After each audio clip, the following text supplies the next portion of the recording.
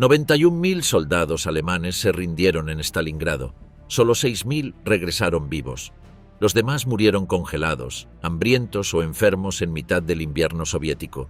Marcharon durante días, cubiertos de harapos, comiendo nieve y cayendo uno tras otro sobre la estepa. A los que llegaron con vida les esperaba otra forma de muerte: campos de prisioneros en Siberia, trabajos forzados, enfermedades sin tratamiento y años de aislamiento absoluto. Muchos sobrevivieron solo para morir lentamente entre alambradas. Otros desaparecieron sin dejar rastro. La rendición no fue el final, fue el inicio de una pesadilla sin fecha de salida. ¿Qué pasó durante esas marchas? ¿Cómo era la vida en los campos soviéticos? ¿Y por qué solo un puñado regresó de Stalingrado 12 años después? Stalingrado, el día en que la guerra cambió para siempre. En la mañana del 2 de febrero de 1943, las temperaturas en Stalingrado descendían por debajo de los 30 grados bajo cero. El paisaje urbano, irreconocible tras meses de combate, presentaba un espectáculo apocalíptico: edificios reducidos a esqueletos de hormigón, fábricas convertidas en laberintos de acero retorcido y calles transformadas en trincheras entre montañas de escombros congelados. En este escenario desolador, los últimos soldados alemanes del Bolsillo Norte capitulaban ante las fuerzas soviéticas, marcando oficialmente el fin de una de las batallas más devastadoras de la historia. El sexto ejército alemán, una vez considerado la punta de lanza de la Wehrmacht, había quedado reducido a una sombra de su anterior poderío. 6 meses antes, estas mismas tropas avanzaban confiadas hacia la ciudad industrial a orillas del Volga, con la certeza de una victoria rápida y decisiva. Ahora, atrapados, hambrientos y derrotados, los soldados supervivientes marchaban hacia un destino incierto en el cautiverio soviético. La batalla por Stalingrado había transformado la guerra. Lo que comenzó como una operación alemana para asegurar los campos petrolíferos del Cáucaso y establecer una posición defensiva en el Volga, se convirtió en una lucha de voluntades entre Hitler y Stalin, cargada de simbolismo ideológico y estratégico. La ciudad que llevaba el nombre del líder soviético se convirtió en el escenario de una confrontación donde ninguno de los bandos estaba dispuesto a ceder. Durante el verano y otoño de 1942, las fuerzas alemanas habían logrado avances significativos, capturando gradualmente gran parte de la ciudad. El combate urbano, caracterizado por su brutalidad y cercanía, convirtió cada edificio en un campo de batalla independiente. Los soldados alemanes llamaron a esta forma de lucha Rattenkrieg, guerra de ratas, un término que capturaba la naturaleza claustrofóbica del combate entre ruinas. A mediados de noviembre de 1942, cuando los alemanes controlaban casi el 90% de la ciudad, el Ejército Rojo lanzó la Operación Urano. Aprovechando la debilidad de los flancos defendidos por tropas rumanas e italianas, los soviéticos ejecutaron un movimiento de pinza que en cuestión de días encerró al sexto ejército en un cerco mortal. El 23 de noviembre, el cerco se completó en Kalach, atrapando a unos 290.000 soldados alemanes y de otras nacionalidades del eje.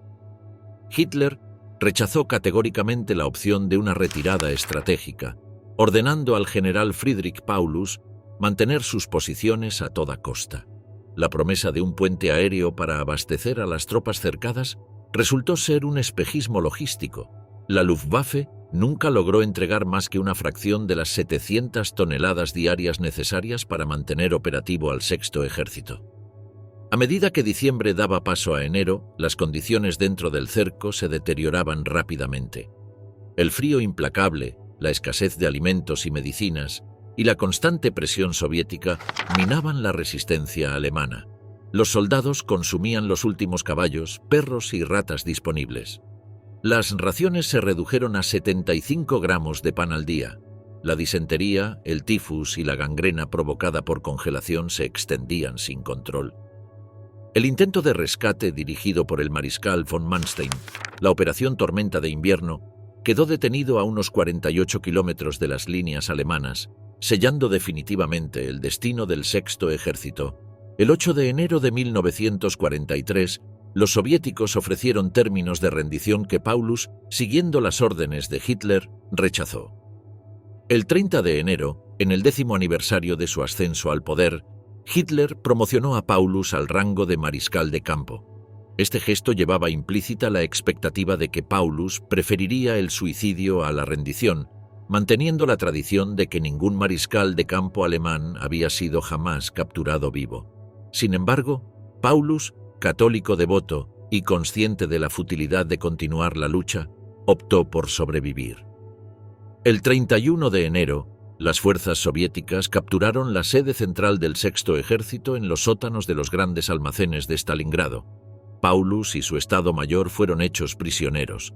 2 días después, el general Karl Strecker, al mando del 11º Cuerpo de Ejército que formaba el Bolsillo Norte, transmitió su último mensaje y se rindió también, concluyendo oficialmente la batalla de Stalingrado. El balance humano era devastador. Del lado alemán, más de 150.000 soldados habían muerto durante los combates. Aproximadamente 91.000 fueron capturados, incluyendo a 24 generales y a Paulus. Entre los prisioneros, muchos ya estaban al borde de la muerte por hambre, congelación o enfermedades. Las pérdidas soviéticas fueron aún mayores, con estimaciones que superan el 1.000.000 de bajas entre civiles y militares. Para los soldados alemanes que sobrevivieron a la batalla, la rendición no supuso el fin de sus padecimientos, sino el comienzo de una nueva odisea marcada por el hambre, el frío y la incertidumbre. Mientras marchaban hacia el cautiverio, dejaban atrás una ciudad convertida en cementerio y un punto de inflexión en la historia de la guerra. Stalingrado había demostrado que la Wehrmacht no era invencible, y el mito de la superioridad militar alemana comenzaba a desmoronarse junto con las ruinas heladas de la ciudad. La marcha de los condenados, el invierno que devoró a un ejército. Bajo un cielo plomizo de febrero, las columnas de prisioneros alemanes abandonaban los escombros de Stalingrado. El espectáculo resultaba sobrecogedor. Miles de hombres demacrados, cubiertos de harapos, con la mirada perdida en el infinito blanco de la estepa rusa. Comenzaba así la primera etapa del cautiverio, una marcha forzada hacia campos en el interior de la Unión Soviética que muchos no sobrevivirían. Los prisioneros partían en condiciones físicas extremadamente precarias. Meses de combate incesante, raciones minúsculas y temperaturas bajo cero habían convertido a estos hombres en espectros vivientes. Muchos sufrían desnutrición severa con síntomas evidentes, edemas, debilidad muscular extrema y una apatía profunda que les hacía indiferentes incluso ante la perspectiva de la muerte. Las enfermedades proliferaban entre sus filas. La disentería y el tifus habían encontrado terreno fértil en los últimos días del cerco. La indumentaria resultaba trágicamente inadecuada para las marchas invernales. La Wehrmacht, confiada en una victoria rápida, no había equipado a sus tropas con ropa de invierno apropiada. Los uniformes delgados ofrecían escasa protección contra el frío ruso.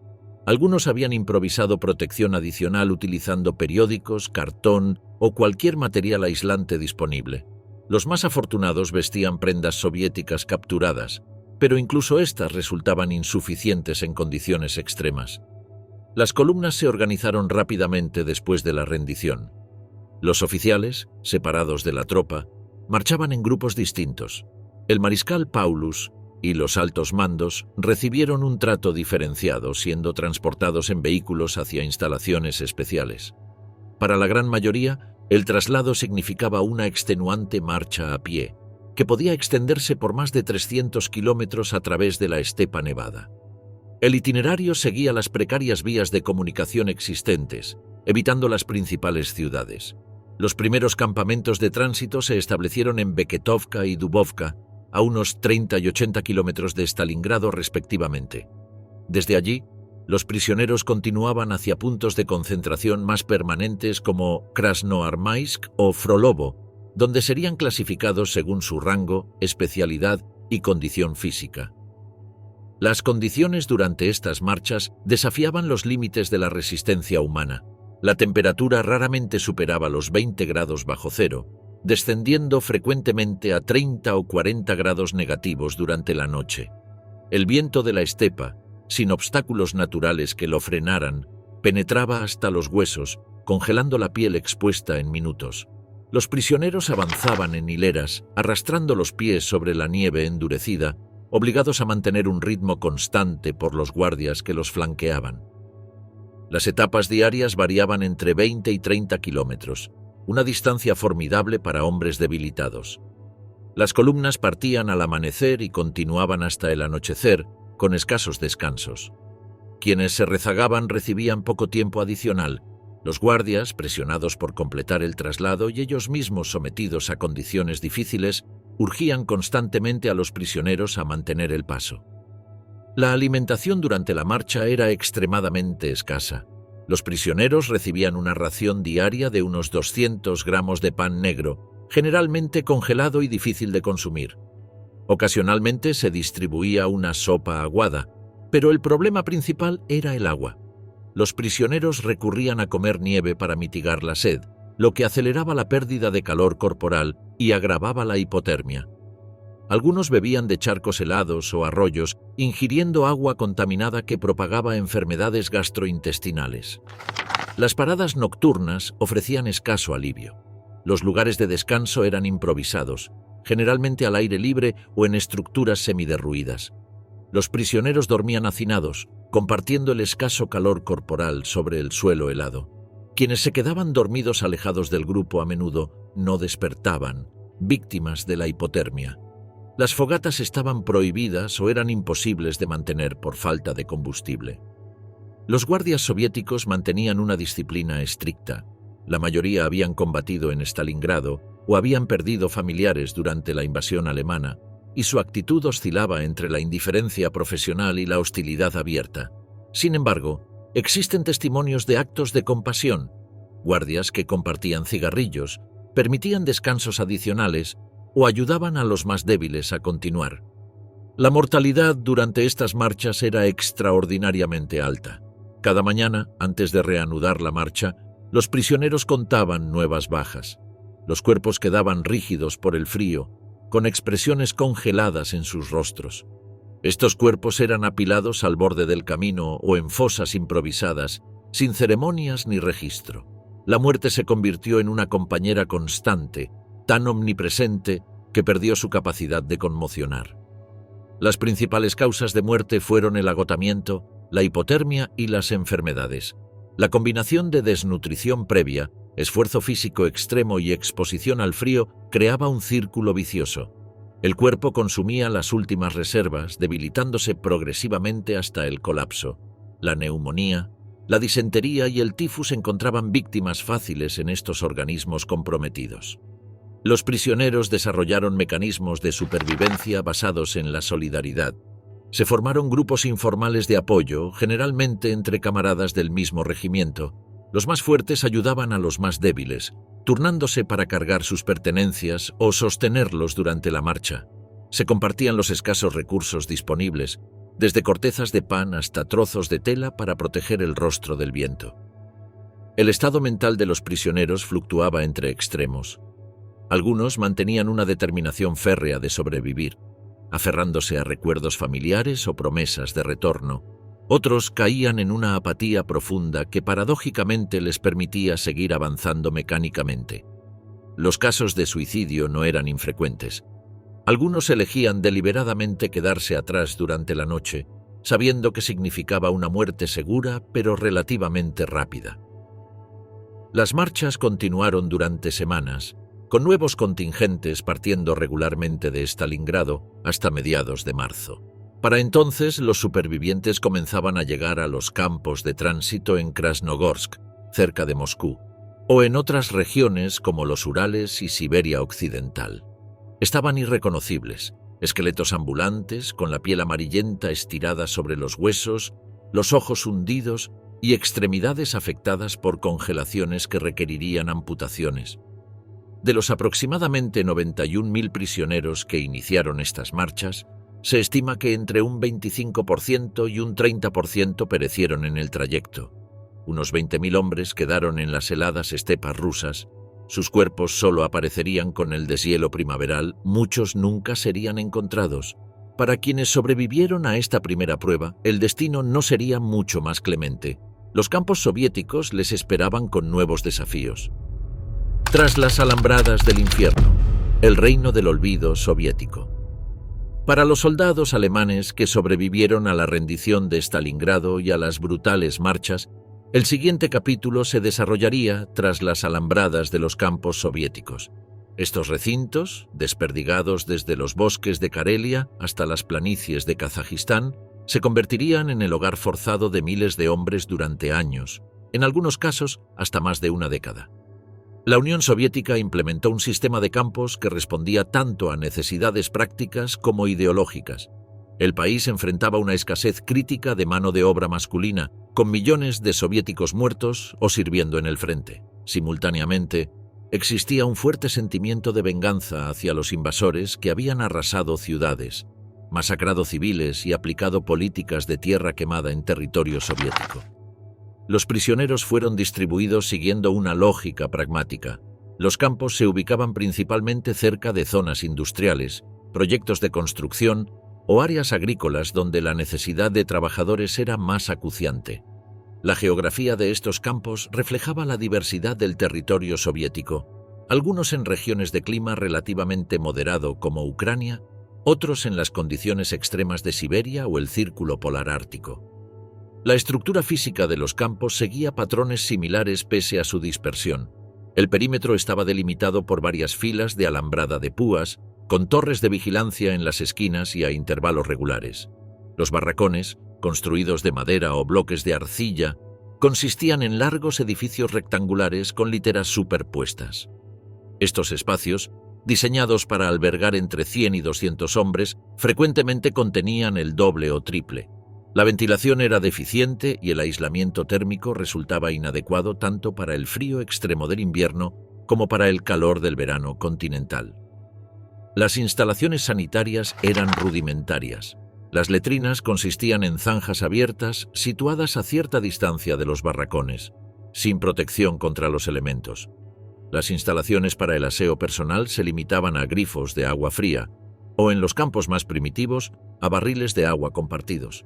Las posibilidades de mantener la higiene personal eran mínimas, facilitando la propagación de parásitos como piojos y pulgas, vectores de enfermedades como el tifus.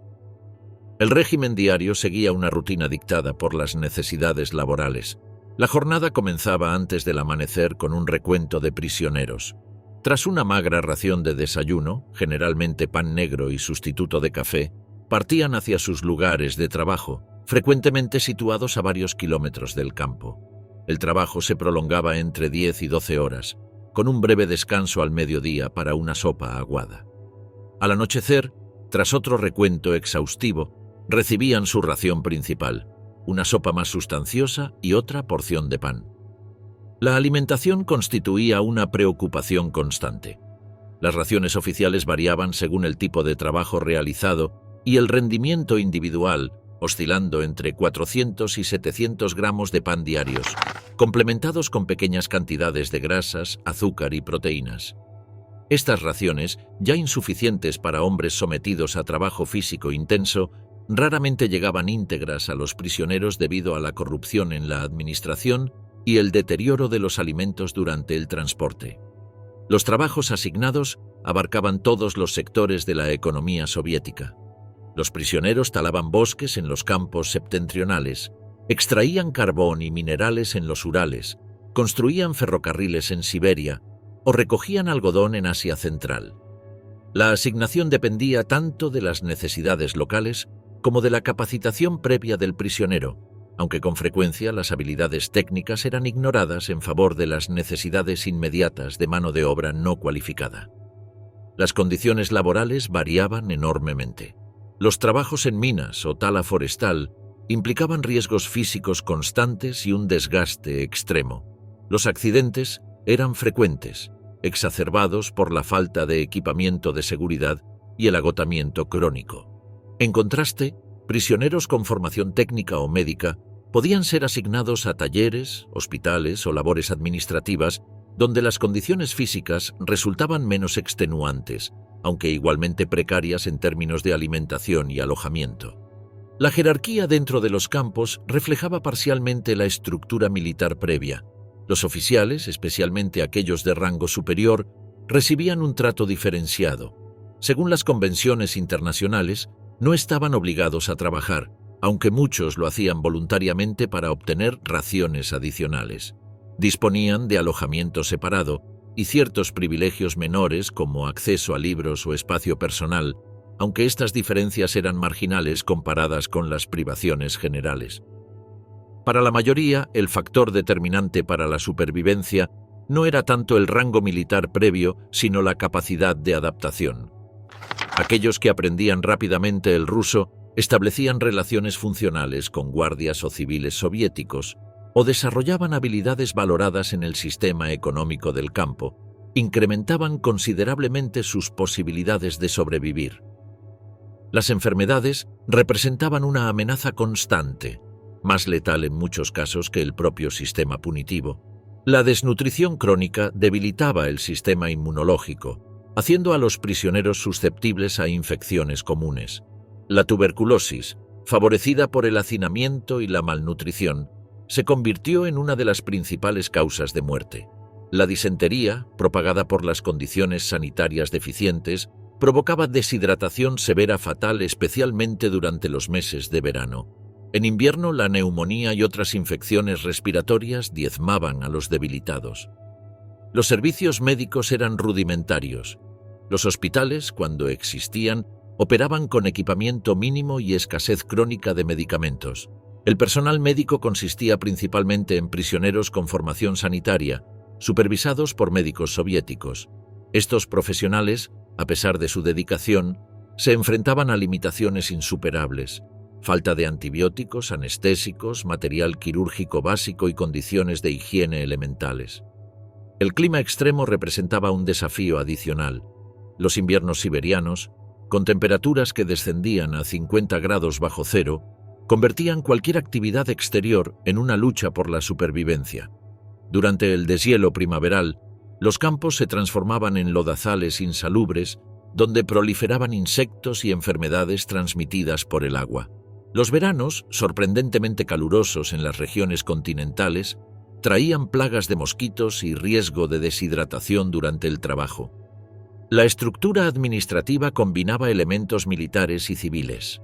La dirección general correspondía a oficiales del NKVD, posteriormente MGB y MVD, con experiencia en el sistema penitenciario soviético. La vigilancia directa era responsabilidad de guardias armados, generalmente soldados de edad avanzada, no aptos para el servicio en el frente, o veteranos heridos. El aislamiento respecto al mundo exterior era casi completo. La correspondencia, teóricamente permitida según las convenciones internacionales, estaba severamente restringida. Las cartas, cuando lograban enviarse, eran sometidas a estricta censura. Muchos prisioneros permanecieron años sin contacto con sus familiares, quienes frecuentemente los daban por muertos. La Cruz Roja Internacional tenía acceso limitado a los campos y sus visitas, cuando se permitían, eran cuidadosamente orquestadas. La supervivencia psicológica requería mecanismos de adaptación complejos. Los prisioneros desarrollaron redes de apoyo mutuo, compartiendo recursos, conocimientos y responsabilidades. Se organizaron actividades culturales improvisadas, desde representaciones teatrales hasta conciertos con instrumentos fabricados por los propios internos. La religión, aunque oficialmente desalentada, proporcionaba consuelo a muchos, con servicios clandestinos oficiados por capellanes militares capturados o por prisioneros con formación teológica. Las relaciones entre los propios prisioneros reflejaban tensiones ideológicas y nacionales. Los convencidos nazis mantenían su adhesión al régimen incluso en cautividad, antagonizando con prisioneros de convicciones antifascistas o apolíticas. Los oficiales de las SS, cuando eran identificados como tales, solían ser aislados o recibir un trato especialmente severo, tanto por las autoridades soviéticas como por otros prisioneros. Las diferencias nacionales también generaban fricciones. Los campos albergaban no solo alemanes, sino rumanos, húngaros, italianos y miembros de otras nacionalidades del eje. La propaganda política era un componente integral del sistema. Las autoridades soviéticas implementaron programas de reeducación destinados a transformar a los prisioneros en simpatizantes del comunismo. Estos esfuerzos incluían conferencias obligatorias, estudio de textos marxistas, leninistas y presión para unirse a organizaciones como el Comité Nacional por una Alemania Libre, fundado en 1943 con el apoyo de oficiales alemanes capturados. La mortalidad alcanzó su punto máximo durante 1943 a 1945, coincidiendo con las mayores privaciones en la propia sociedad soviética. Las tasas mejoraron gradualmente a partir de 1946, con la recuperación económica de la URSS y ciertos cambios en las políticas hacia los prisioneros. Sin embargo, incluso en estas condiciones mejoradas, la vida seguía siendo extremadamente dura. De los aproximadamente 91.000 soldados alemanes capturados en Stalingrado, solo unos 6.000 regresarían eventualmente a Alemania.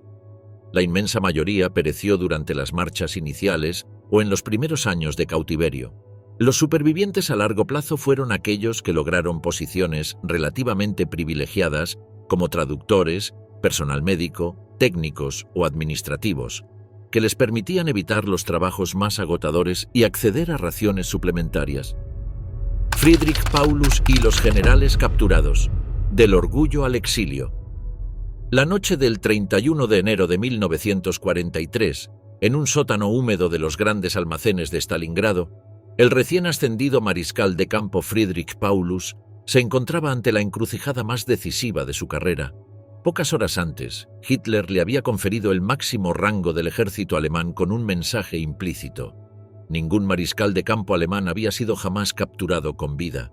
La expectativa era clara: Paulus debía suicidarse antes de rendirse. Sin embargo, cuando las tropas soviéticas irrumpieron en su puesto de mando, Paulus eligió vivir.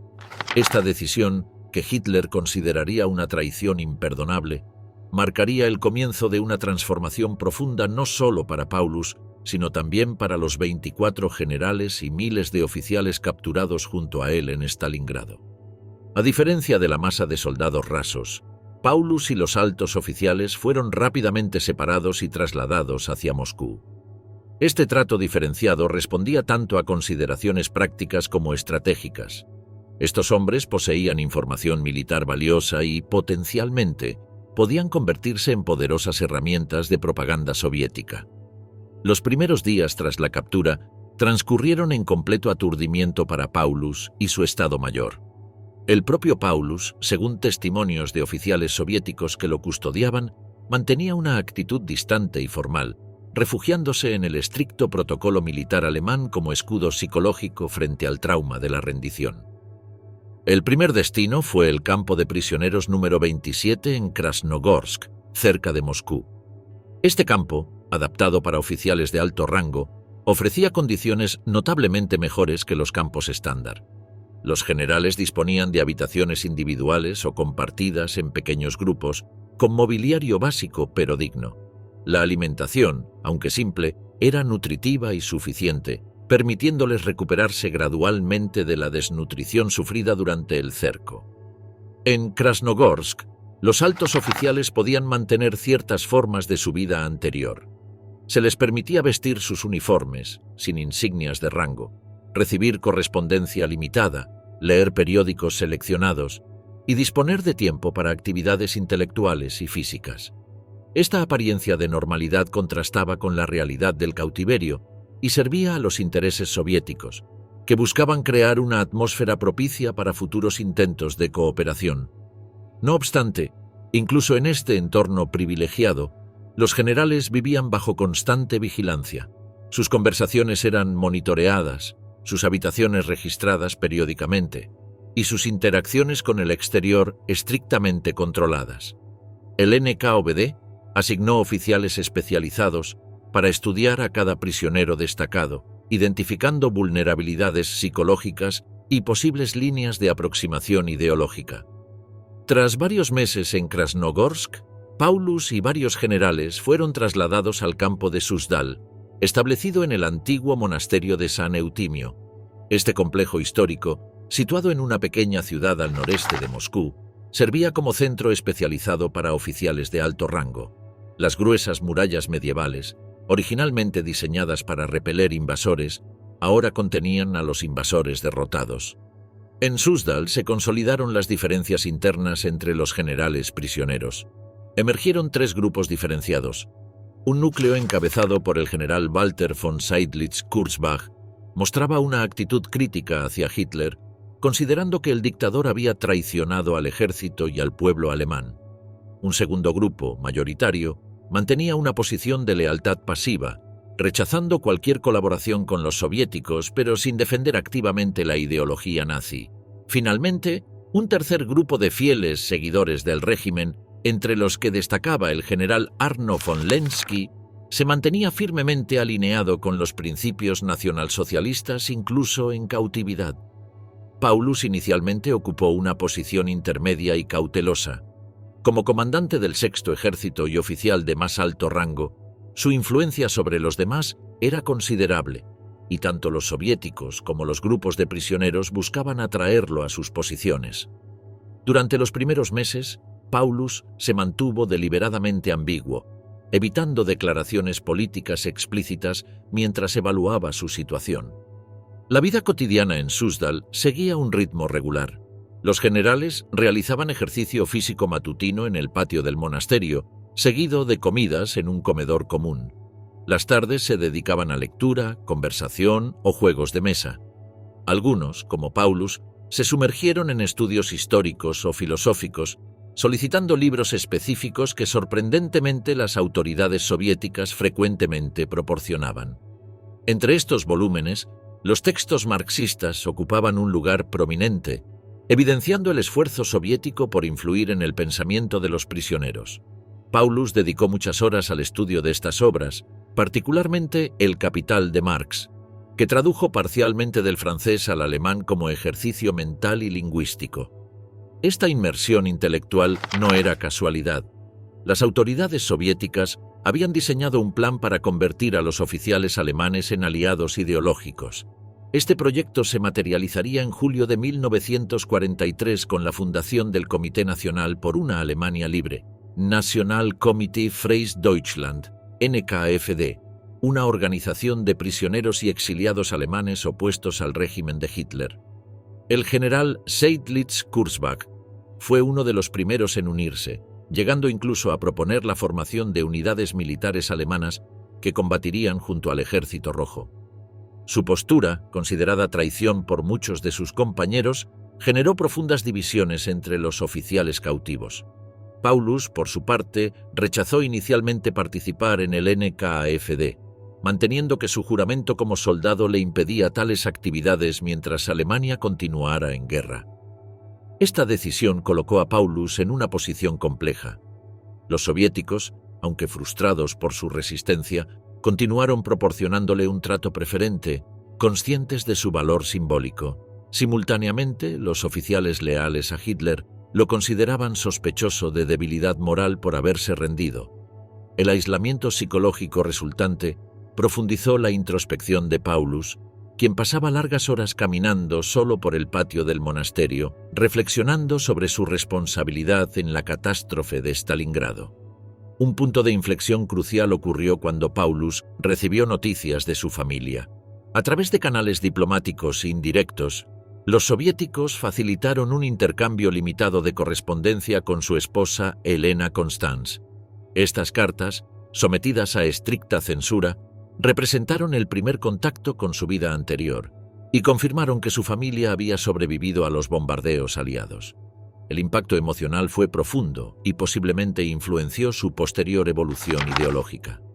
El verdadero cambio en la actitud de Paulus llegaría tras el fallido atentado contra Hitler del 20 de julio de 1944. La brutal represión contra los conspiradores, muchos de ellos oficiales respetados personalmente por Paulus, y las noticias sobre la situación cada vez más desesperada en Alemania provocaron una reevaluación fundamental de su posición. En agosto de 1944, Paulus finalmente accedió a unirse al NKFD y realizó su primera declaración pública instando al pueblo alemán a derrocar a Hitler y buscar la paz. Esta decisión, considerada por muchos como el punto culminante de su transformación personal, tuvo un impacto significativo en la propaganda soviética y en la moral alemana. El hombre que Hitler había elevado a mariscal de campo ahora denunciaba públicamente al régimen nazi como criminal. para los soviéticos, representaba un triunfo propagandístico invaluable. Para el régimen nazi, la confirmación de la traición de Paulus. Los motivos detrás de esta conversión han sido objeto de debate histórico.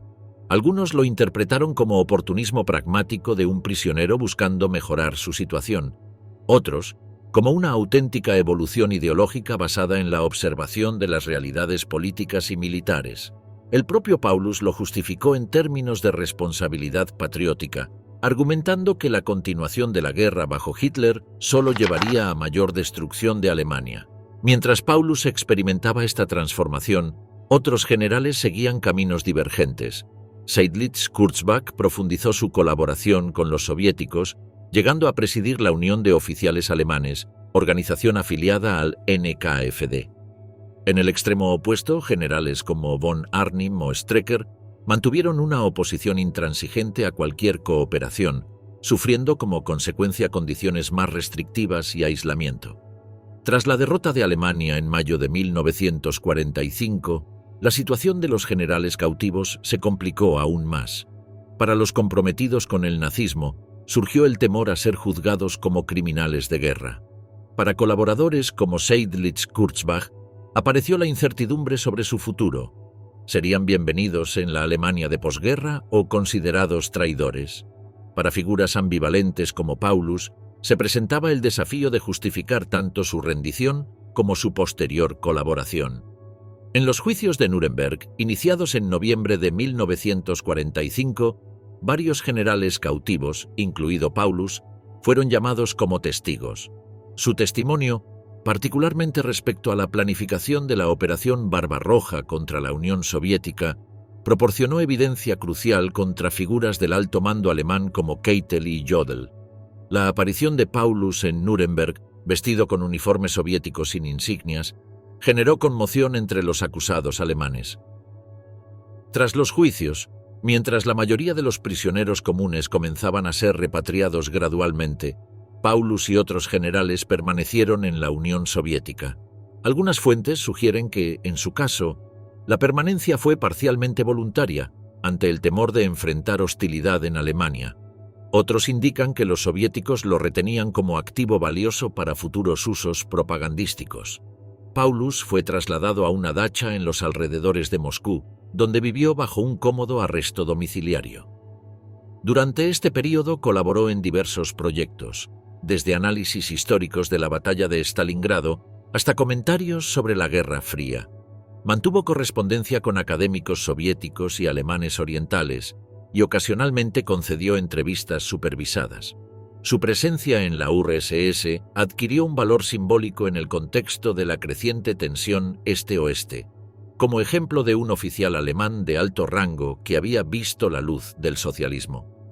En 1953, tras la muerte de Stalin y como parte de una política de acercamiento a la recién formada República Democrática Alemana, se permitió a Paulus trasladarse a Dresde.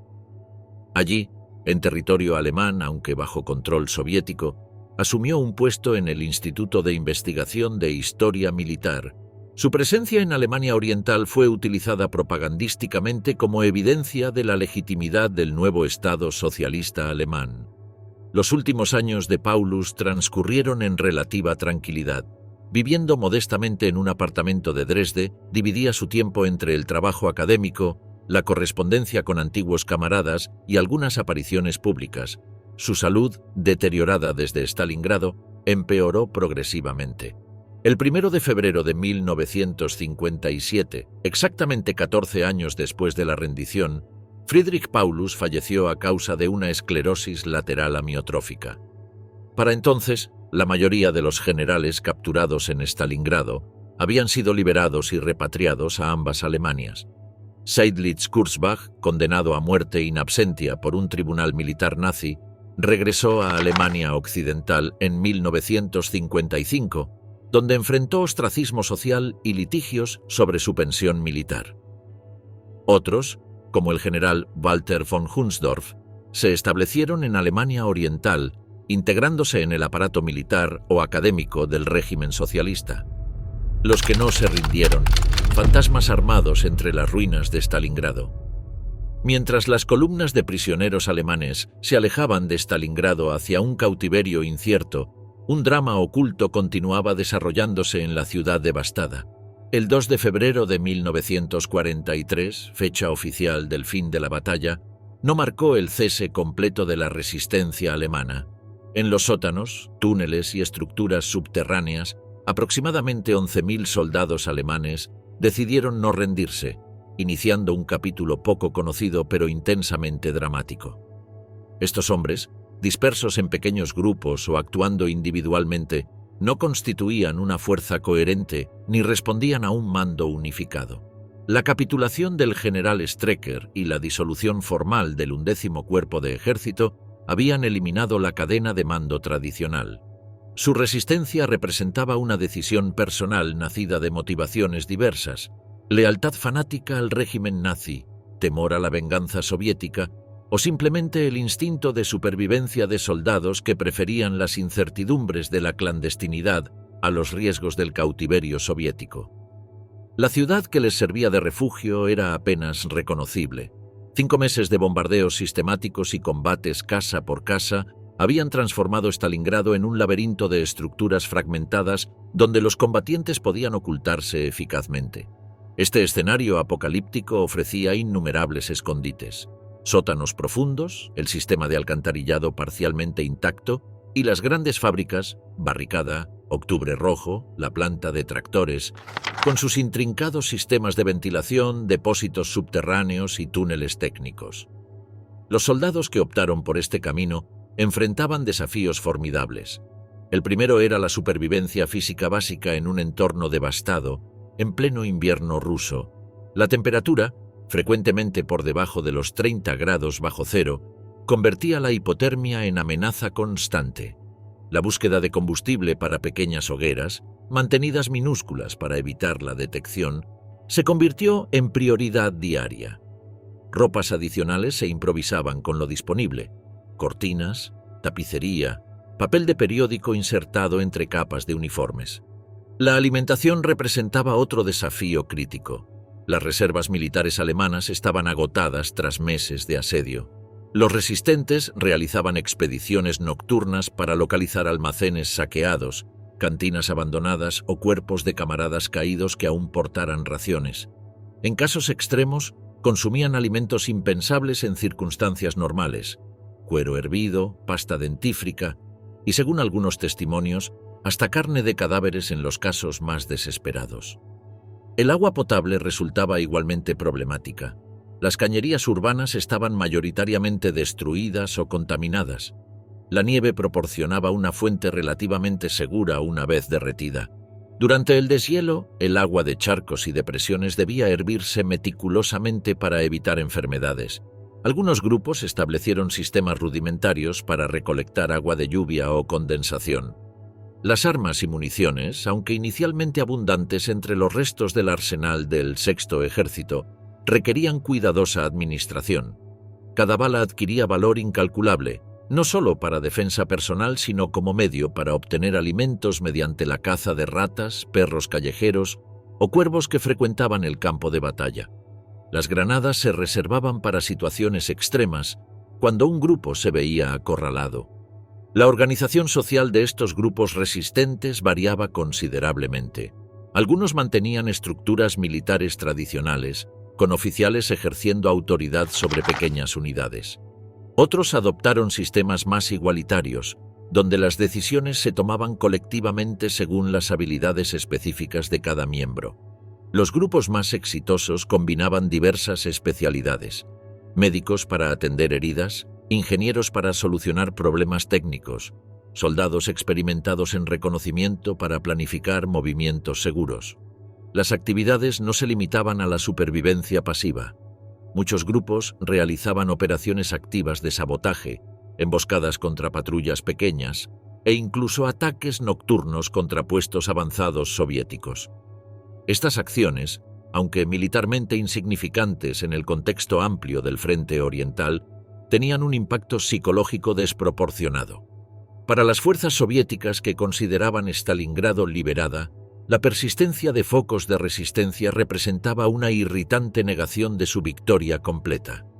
La respuesta soviética fue contundente. El NKVD, que había participado en la defensa de Stalingrado desde el verano anterior, recibió la misión específica de limpiar la ciudad de elementos enemigos resistentes. Estas unidades combinaban experiencia militar con métodos policiales. A diferencia de las unidades regulares del Ejército Rojo, que avanzaban hacia el oeste persiguiendo a la Wehrmacht en retirada, el NKVD podía dedicar recursos sustanciales a operaciones meticulosas de neutralización. Las técnicas empleadas eran diversas y adaptadas al entorno urbano único. Equipos especializados exploraban sistemáticamente sótanos y estructuras subterráneas, utilizando perros entrenados para detectar presencia humana. El sistema de alcantarillado fue objeto de atención particular, con operaciones que incluían inundaciones controladas para forzar a los ocultos hacia salidas vigiladas. En edificios donde se sospechaba presencia enemiga, pero resultaba peligroso entrar, se utilizaba humo para obligar a los ocupantes a salir o asfixiarse. El uso de informantes resultó particularmente efectivo. Civiles soviéticos que comenzaban a regresar a las ruinas eran incentivados a reportar cualquier actividad sospechosa. Más impactante aún, algunos prisioneros alemanes capturados eran persuadidos o coaccionados para revelar la ubicación de compañeros escondidos, a veces incluso participando en operaciones como guías o negociadores para inducir rendiciones. A medida que febrero avanzaba hacia marzo, la situación de los resistentes se tornaba más desesperada. Las reservas de alimentos y medicinas se agotaban. Las enfermedades, especialmente neumonía, disentería y tifus, causaban tantas bajas como las operaciones soviéticas. El deshielo primaveral, aunque aliviaba el riesgo de congelación, traía nuevos problemas: inundaciones en refugios subterráneos, mayor visibilidad de huellas y movimientos, y propagación de enfermedades transmitidas por agua contaminada. Para mediados de marzo, según informes del NKVD, la resistencia organizada había sido mayoritariamente neutralizada. Los documentos soviéticos registran la captura de 8.646 soldados alemanes escondidos entre febrero y marzo y la eliminación, liquidación en la terminología oficial, de 2.418 que resistieron el arresto. Estas cifras, aunque impresionantes, no aclaran completamente el destino de todos los resistentes iniciales. Muchos probablemente sucumbieron a enfermedades o hipotermia sin ser contabilizados, mientras que un número indeterminado posiblemente logró infiltrarse hacia el oeste. Los testimonios sobre estos combatientes clandestinos provienen mayoritariamente de fuentes soviéticas, particularmente informes del NKVD y memorias de oficiales involucrados en las operaciones de limpieza. Estos documentos presentan comprensiblemente una visión parcial, enfatizando los éxitos soviéticos y caracterizando a los resistentes como bandidos o saboteadores, más que como soldados regulares. Los pocos relatos de supervivientes alemanes proporcionan perspectivas alternativas, aunque frecuentemente teñidas por la necesidad de justificar acciones extremas tomadas en condiciones límite. Entre estos testimonios destacan casos particulares que iluminan la complejidad humana de esta resistencia. Un ejemplo notable es el de un grupo liderado por un teniente médico alemán que estableció un hospital improvisado en los sótanos de una fábrica.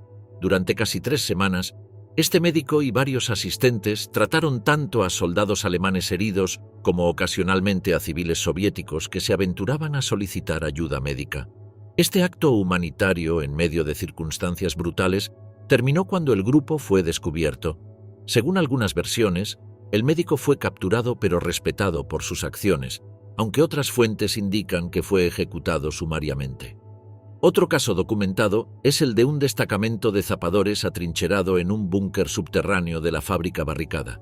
Este grupo, apoyándose en su conocimiento técnico, modificó equipos abandonados para generar electricidad y establecer un sistema de calefacción rudimentario con tuberías recuperadas. Su resistencia se prolongó hasta principios de abril, cuando un intento de obtener suministros médicos los llevó a una emboscada soviética. Una dimensión particularmente trágica fue la situación de los soldados gravemente heridos. Muchos grupos incluían hombres con lesiones serias que no podían ser adecuadamente tratadas. Las decisiones respecto a estos camaradas planteaban dilemas morales desgarradores. Continuar destinando recursos escasos para mantenerlos con vida, permitirles rendirse con esperanza de atención médica, o en casos extremos, contemplar formas de misericordia final. Varios testimonios soviéticos mencionan el descubrimiento de heridos graves junto a compañeros que se habían suicidado tras asegurar la máxima comodidad posible para quienes no podían moverse. La dimensión psicológica de esta resistencia merece consideración especial. Para muchos, la decisión de no rendirse representaba más que simple miedo al cautiverio. La propaganda nazi había inculcado sistemáticamente terror hacia los soviéticos, describiendo torturas y ejecuciones masivas que esperaban a los prisioneros. Esta narrativa, aunque exagerada, contenía suficientes elementos de verdad sobre la dureza del cautiverio soviético para resultar persuasiva. Adicionalmente, factores ideológicos influían significativamente. Los miembros de las SS y unidades fuertemente identificadas con el nazismo tenían razones objetivas para temer tratamiento especialmente severo si eran identificados. Para ellos, la resistencia hasta la muerte podía parecer la única opción racional. El adoctrinamiento sobre nunca rendirse y la mitología de resistencia heroica hasta la última bala ejercían poderosa influencia incluso cuando la situación militar hacía tales posturas completamente fútiles. Para abril de 1943, la resistencia organizada en Stalingrado había sido eliminada. Los últimos resistentes, aislados en grupos minúsculos o individualmente, enfrentaban una ciudad cada vez más vigilada y poblada por civiles soviéticos retornando. Algunos intentaron infiltrarse hacia el oeste, aprovechando el caos de la posguerra inmediata. Otros buscaron identidades falsas como trabajadores civiles o prisioneros de otras nacionalidades. La inmensa mayoría acabó capturada o muerta, representando las últimas bajas de una batalla que oficialmente había concluido meses atrás. El fenómeno de los resistentes post-rendición no fue exclusivo de Stalingrado, aunque alcanzó allí su expresión más dramática por la magnitud de la batalla y las condiciones extremas. Situaciones similares se registraron tras otras grandes derrotas alemanas, como en Túnez, 1943, y Normandía, 1944. En todos estos casos, observamos la tendencia humana a evitar enfrentar la realidad de la derrota completa, buscando alternativas incluso desesperadas a la rendición incondicional. La lenta liberación. ¿Qué pasó con los sobrevivientes? El amanecer del 17 de octubre de 1955 rompía frío y gris sobre la estación fronteriza de Herleshausen, en la línea divisoria entre las dos Alemanias. Un tren especial procedente del este se detenía en las vías. De sus vagones descendían hombres de aspecto envejecido, con ropas gastadas pero limpias, muchos portando pequeñas maletas de cartón o fardos improvisados. Eran los últimos prisioneros de guerra alemanes liberados por la Unión Soviética, incluyendo algunos de los pocos supervivientes del Sexto Ejército capturado en Stalingrado 12 años antes. Este momento marcaba el capítulo final de una odisea que comenzó en febrero de 1943. De los aproximadamente 91.000 soldados capturados tras la batalla, solo alrededor de 6.000 regresarían eventualmente a Alemania. El destino de estos supervivientes, su lenta travesía desde el cautiverio hasta la repatriación y su reintegración en una Alemania transformada, constituye una narrativa tan dramática como poco conocida. La repatriación desde la Unión Soviética siguió un proceso complejo, influido por consideraciones políticas, económicas y diplomáticas cambiantes. No se trató de una liberación única al finalizar la guerra, sino de un proceso gradual que se extendió durante más de una década y atravesó distintas fases relacionadas con la evolución de la Guerra Fría. La primera fase comenzó sorprendentemente temprano, incluso antes del fin oficial de la guerra. En el otoño de 1944, las autoridades soviéticas liberaron a un pequeño contingente de prisioneros gravemente enfermos o heridos, considerados inútiles para el trabajo y cuyo mantenimiento resultaba una carga. Estos primeros retornados, transportados a través de países neutrales como Suecia, llegaron a una Alemania aún bajo control nazi, donde frecuentemente enfrentaron sospechas de colaboración y fueron interrogados por la Gestapo. Tras la rendición alemana en mayo de 1945, comenzó una segunda fase más sustancial. Entre junio de 1945 y diciembre de 1946, aproximadamente 1,5 millones de prisioneros fueron repatriados. Esta liberación masiva respondía a la desmovilización soviética y la necesidad de reducir costos de mantenimiento. Sin embargo, se aplicaron criterios selectivos, priorizando la liberación de prisioneros comunes mientras se retenía a oficiales, especialistas técnicos y aquellos considerados potencialmente útiles para la reconstrucción. Entre los liberados en esta etapa se encontraba el primer contingente de supervivientes de Stalingrado, principalmente aquellos gravemente enfermos o soldados rasos sin cualificaciones especiales. Estos hombres regresaban a una Alemania irreconocible, derrotada, ocupada y físicamente devastada. Muchos descubrían que sus hogares habían sido destruidos, que sus familias habían perecido o sido desplazadas, y que la sociedad entera atravesaba un proceso traumático de desnazificación y reconstrucción.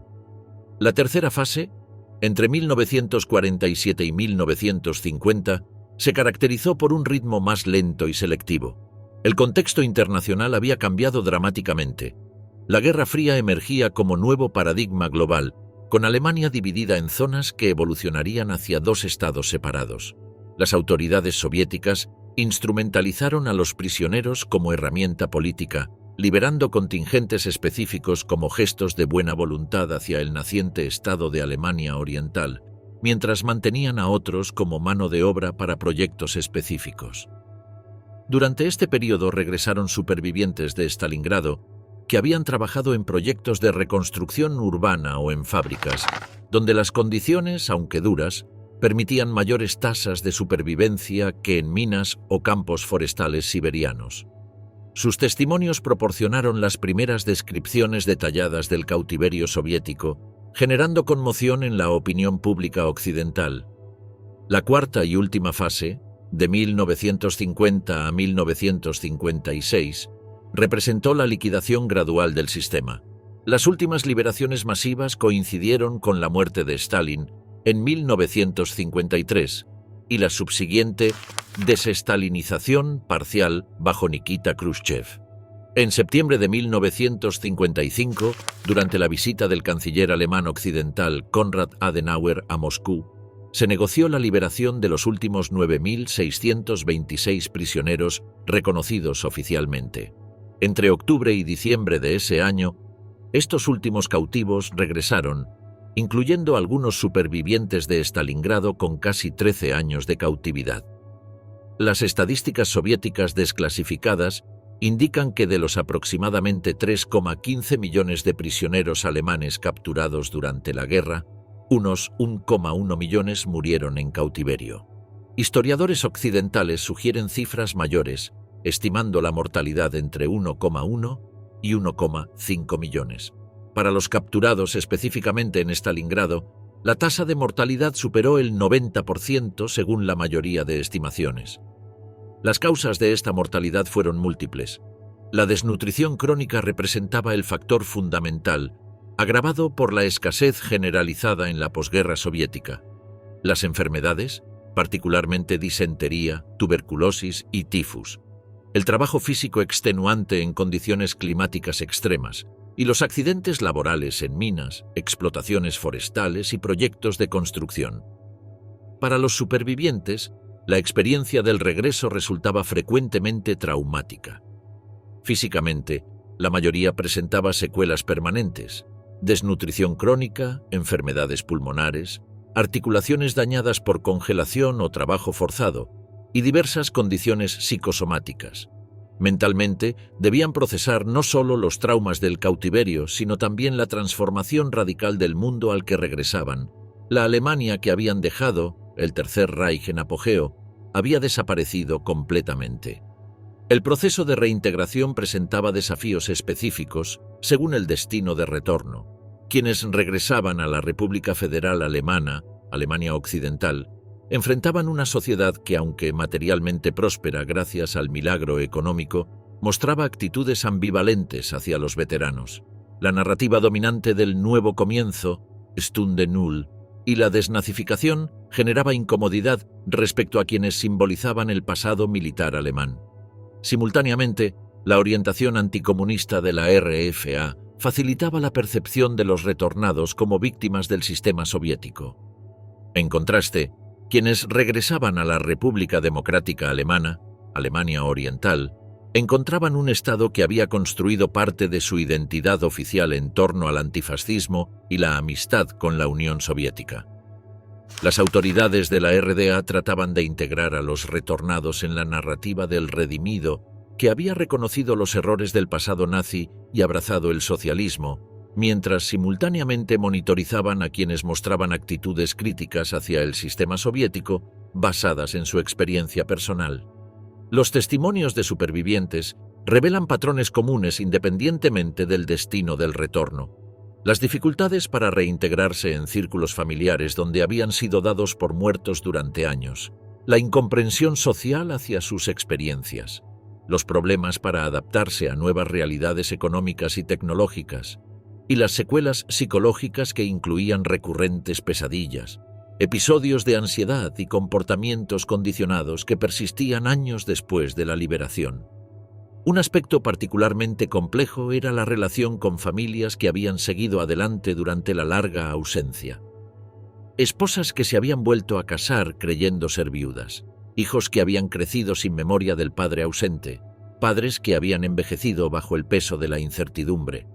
Los reencuentros, idealizados durante años de cautiverio como momento de redención, resultaban frecuentemente complicados, marcados por expectativas incompatibles y realidades emocionales divergentes. La reintegración profesional representaba otro desafío significativo. Los años de cautiverio habían dejado a los supervivientes sin las habilidades actualizadas necesarias en economías modernizadas. Su salud deteriorada les impedía frecuentemente retomar trabajos físicos que habían desempeñado anteriormente. Muchos debieron aceptar empleos de menor cualificación o depender de pensiones de invalidez insuficientes, experimentando desclasamiento social respecto a su posición previa. Las autoridades de ambas Alemanias implementaron programas específicos para facilitar la reintegración de los Heimkehrer, retornados, con resultados mixtos. En Alemania Occidental, la Ley de Asistencia a los Retornados, Heimkehrergesetz, de 1950 establecía compensaciones económicas, preferencia en asignación de viviendas y asistencia médica especializada. En Alemania Oriental, se privilegiaba la integración política y social, ofreciendo oportunidades de formación ideológica y participación en organizaciones afines al régimen. La dimensión sanitaria resultó particularmente problemática. Los servicios médicos de posguerra, ya sobrecargados, estaban mal preparados para tratar las complejas secuelas del cautiverio soviético.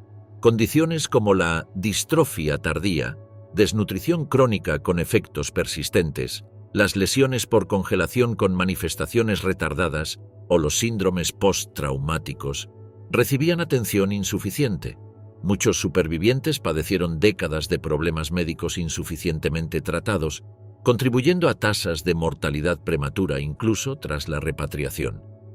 Entre los supervivientes de Stalingrado específicamente, surgieron figuras que transformaron su experiencia traumática en testimonio histórico o activismo. Algunos publicaron memorias detallando tanto la batalla como el cautiverio, contribuyendo significativamente a la historiografía del conflicto. Otros se involucraron en asociaciones de veteranos y organizaciones dedicadas a localizar camaradas desaparecidos o mantener la memoria de los caídos. Un tercer grupo, quizás el más numeroso, optó por el silencio, integrando su experiencia en narrativas personales, raramente compartidas, incluso con familiares cercanos. La memoria pública de los prisioneros alemanes siguió caminos divergentes en las dos Alemanias. En Occidente se integró progresivamente en la narrativa más amplia de victimización alemana durante y después de la guerra, junto a temas como los bombardeos aliados o la expulsión de alemanes de territorios orientales. En Alemania Oriental, la narrativa oficial enfatizaba la reeducación positiva, presentando el cautiverio como oportunidad para reconocer los errores del fascismo y abrazar ideas progresistas. Tras la reunificación alemana en 1990, emergió gradualmente una narrativa más compleja. El acceso parcial a archivos soviéticos previamente clasificados permitió reconstruir con mayor precisión las condiciones del cautiverio y las estadísticas de mortalidad. Simultáneamente, el final de la Guerra Fría facilitó conversaciones más abiertas sobre experiencias previamente silenciadas por consideraciones políticas o temor a ser instrumentalizadas en el conflicto este-oeste. Durante las décadas finales del siglo XX, cuando los últimos supervivientes alcanzaban edades avanzadas, se intensificaron los esfuerzos por documentar sus testimonios. Proyectos de historia oral, documentales y publicaciones académicas intentaron preservar estas experiencias para generaciones futuras, contextualizándolas dentro del marco más amplio del conflicto y sus consecuencias. En la actualidad, con prácticamente todos los supervivientes directos fallecidos, la memoria de los prisioneros de Stalingrado continúa principalmente a través de testimonios escritos, documentación archivística y la labor de historiadores y descendientes comprometidos con mantener viva esta dimensión frecuentemente olvidada del conflicto. Su experiencia representa un recordatorio de cómo las consecuencias humanas de la guerra se extienden mucho más allá de las fechas oficiales de inicio y conclusión, afectando vidas durante décadas después de que los campos de batalla hayan quedado silenciosos.